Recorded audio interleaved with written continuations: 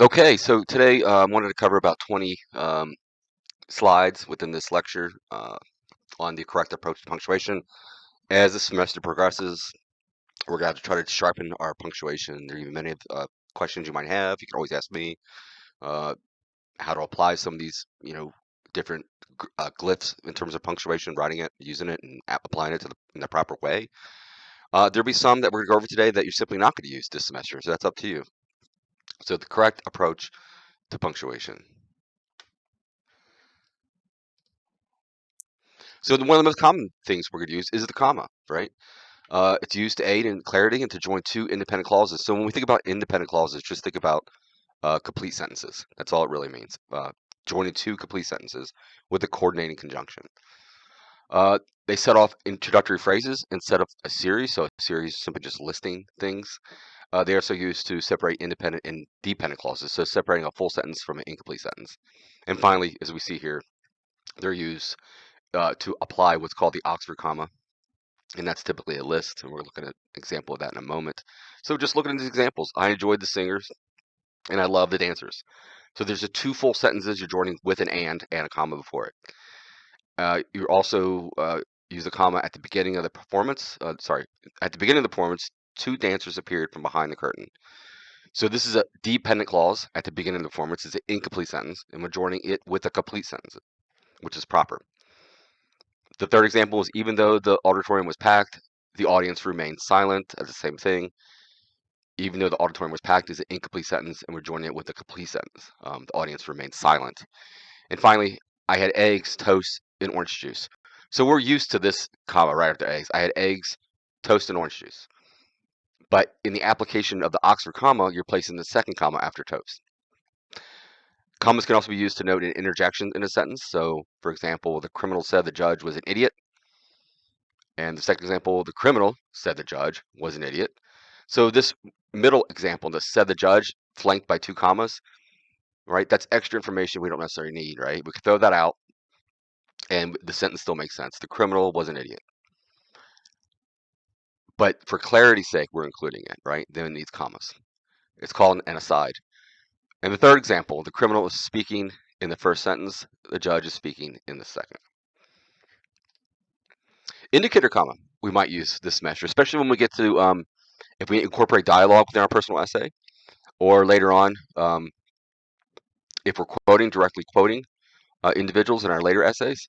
So the indicator comma is typically employed through dialogue to indicate who's being talked to. So example would be, quote, are you still going to attend medicine at college next semester, Jonathan, end quote.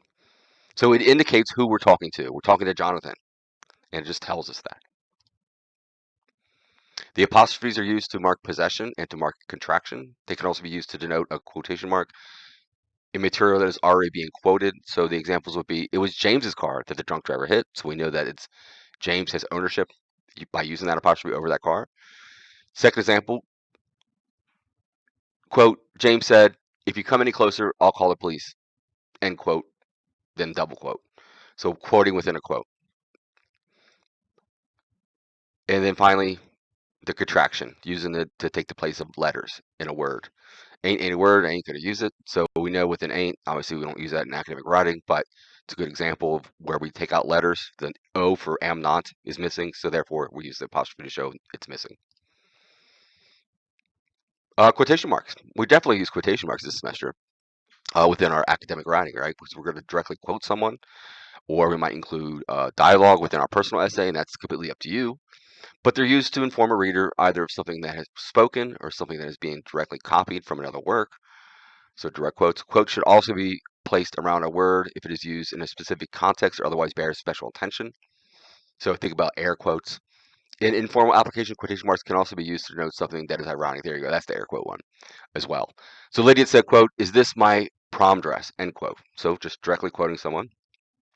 Dr. Shruti claims, quote, the use of violence against women in India is on the rise, end quote. So another direct quote.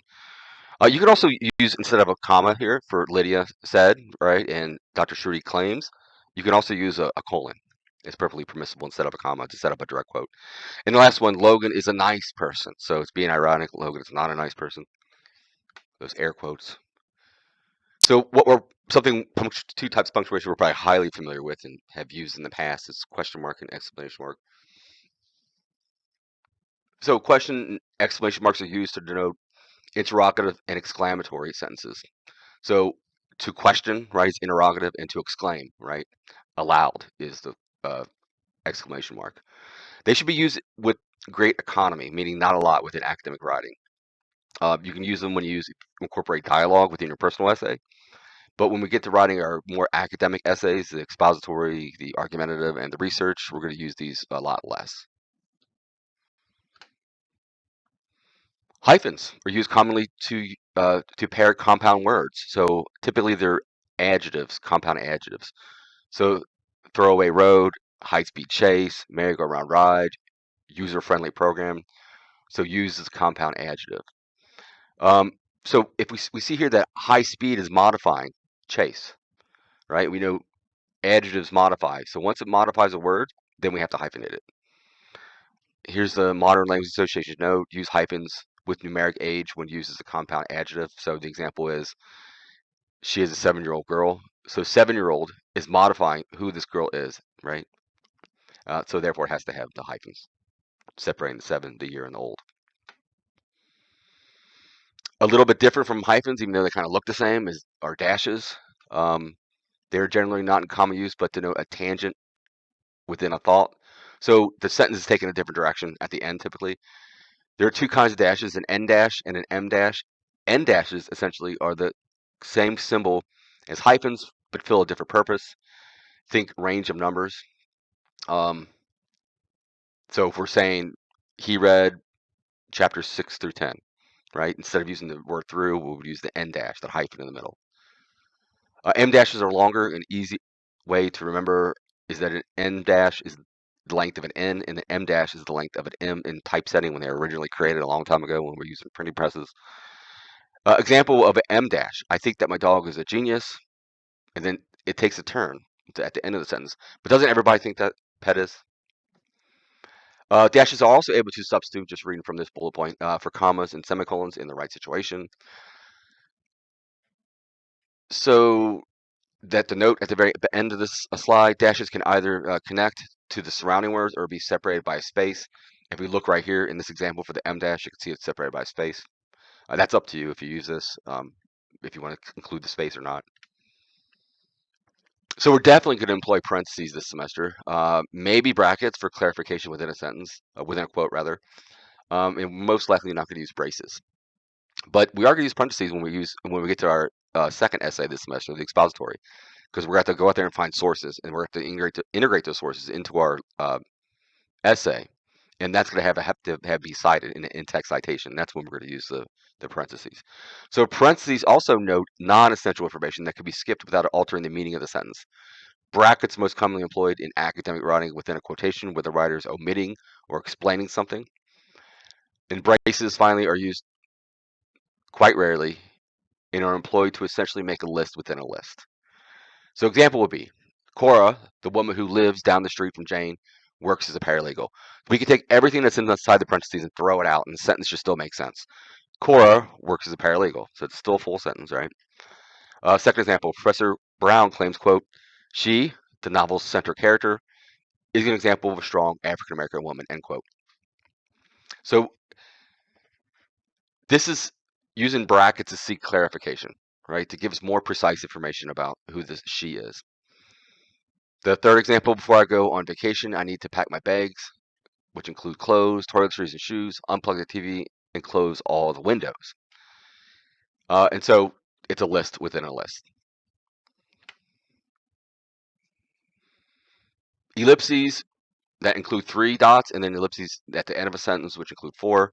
So ellipses marks the omission of words or words. If the omission includes the end of a sentence, the ellipses has 4 dots instead of 3.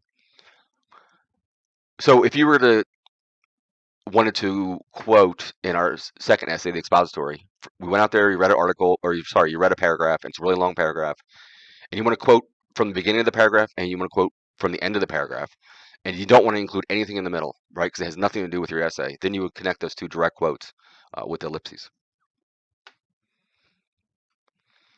Colons make the statement, note what follows. So pay attention to what follows.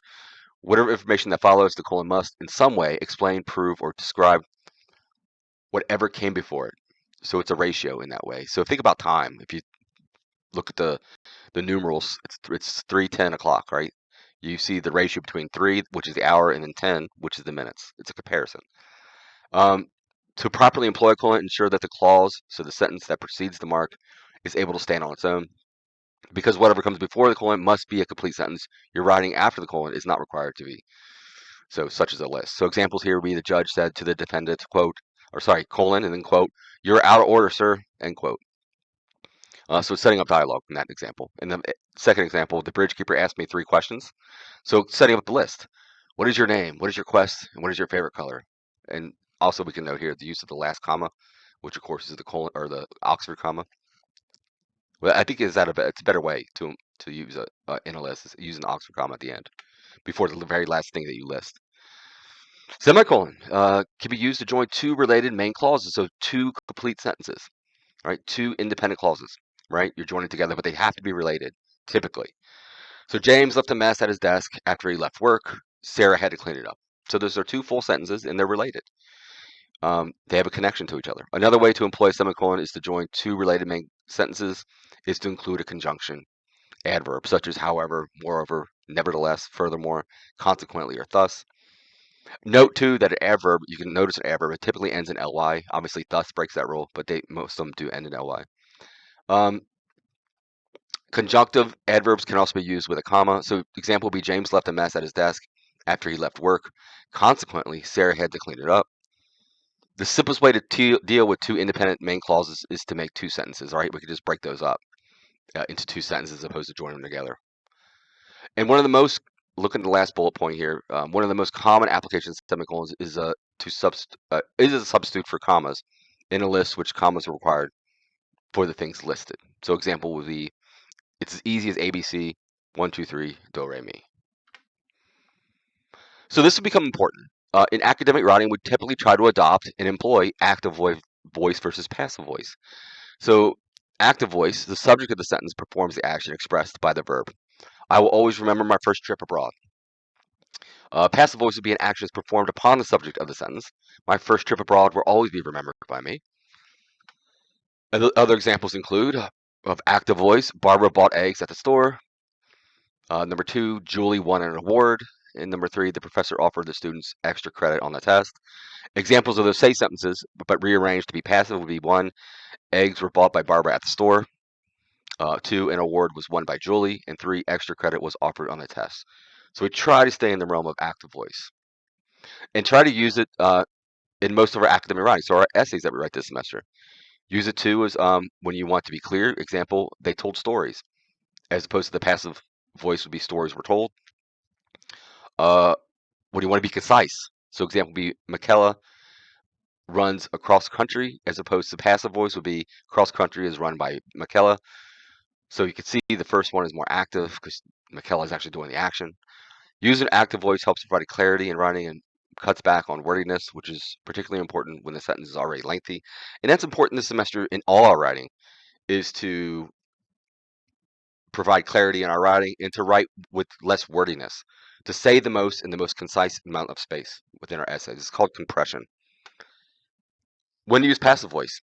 When you want to use put emphasis on the action. This is especially true when writing in the sciences. So the example would be the petri dish was sterilized. Examples how active is better. So you're telling someone about the dog liking walks. So active would be the dog enjoys walks. Passive would be the walks are enjoyed by the dog. You're telling someone about John being rescued by a lifeguard. So active voice would be the lifeguard rescued John. Passive would be John was rescued by the lifeguard. And the third example at the very bottom of the slide, you're telling someone about a mistake that was made on a group project. So active would be Sarah made a mistake on the group project, and then passive would be a mistake was made on the group project.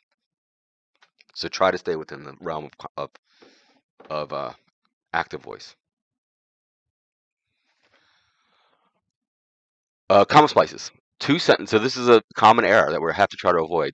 Two sentences or independent clauses that are incorrectly joined by a comma. So joining two complete sentences with a comma needs to be avoided. That's a comma splice. You're splicing together two complete sentences with a comma, which is you can't do. So the example would be the internet has made the world smaller.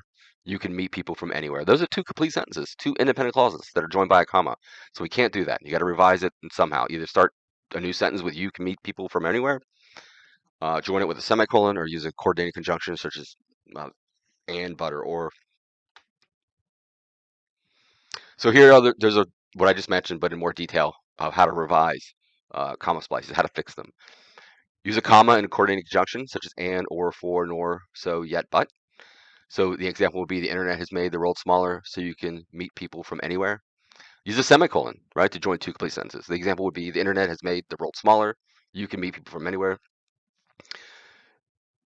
Make the clause into two separate sentences. So make these two complete sentences into two separate sentences, right? The internet has made the world smaller. You can use it to meet people from anywhere.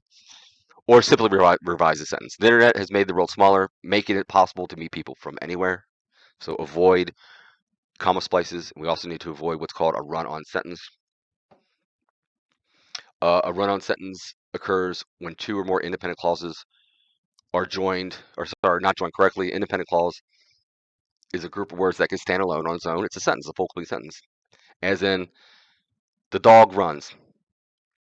Your writing may be confusing or unclear if your sentences are joined incorrectly. So a run-on sentence would be, my professor read my paper. She said it was excellent.